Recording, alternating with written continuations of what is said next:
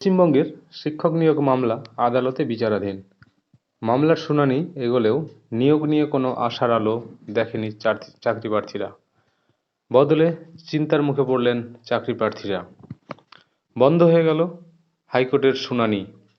এখন শিক্ষক নিয়োগ প্রক্রিয়া কার্যত প্রশ্নের মুখে।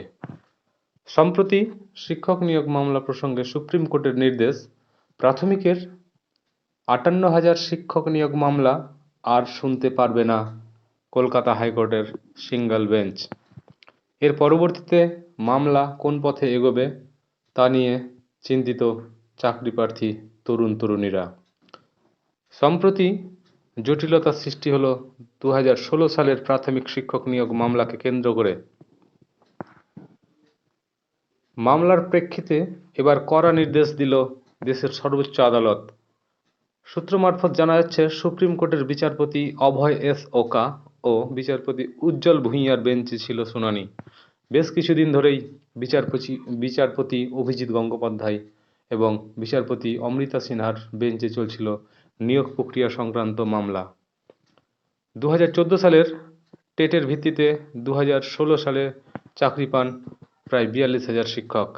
কিন্তু সমস্যা হলো, সংশ্লিষ্ট শিক্ষকদের মধ্যে অনেকেই সে সময় ডিএলএড কোর্সে প্রশিক্ষণপ্রাপ্ত ছিলেন না, যদিও পরবর্তীতে তারা প্রশিক্ষণ নেন।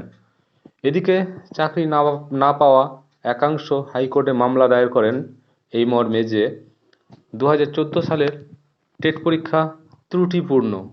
২০১৪ সালের টেট থেকে ২০২০ সালের নিয়োগ সম্পন্ন হয়েছিল, ফলে ২০২০ সালের নিয়োগ প্রক্রিয়ার দিকেও আঙুল তোলেন মামলাকারী চাকরিপ্রার্থীরা। ২০২০ সালের নিয়োগে চাকরি পেয়েছিলেন ১৬,৫০০ প্রাথমিক শিক্ষক। সংশ্লিষ্ট শিক্ষকদের চাকরি পাওয়ার বিষয়টি তুলে মামলা দায়ের হয় আদালতে।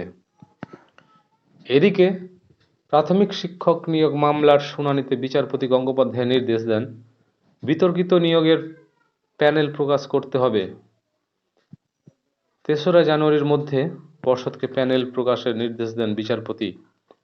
এদিকে চ্যালেঞ্জ হতে মামলা গড়াই ডিভিশন বেঞ্চে। ডিভিশন বেঞ্চ গত ১০ই জানুয়ারি প্যানেল প্রকাশের নির্দেশে স্থগিতাদেশ দেয়।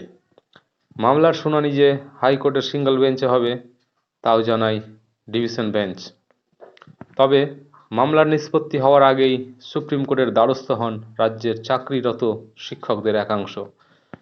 প্যানেল প্রকাশ ও সিঙ্গল বেঞ্চে মামলার শুনানি, দুই নির্দেশকে চ্যালেঞ্জ করে শীর্ষ আদালতে দায়ের হয় মামলা। বৃহস্পতিবার মামলাটি ওঠে সুপ্রিম কোর্টে। মামলার শুনানিতে সুপ্রিম কোর্ট নির্দেশ দেয়, প্রাথমিকের ২০১৬ সালের নিয়োগ সংক্রান্ত কোনো মামলাই আর শুনতে পারবে না কলকাতা হাইকোর্টের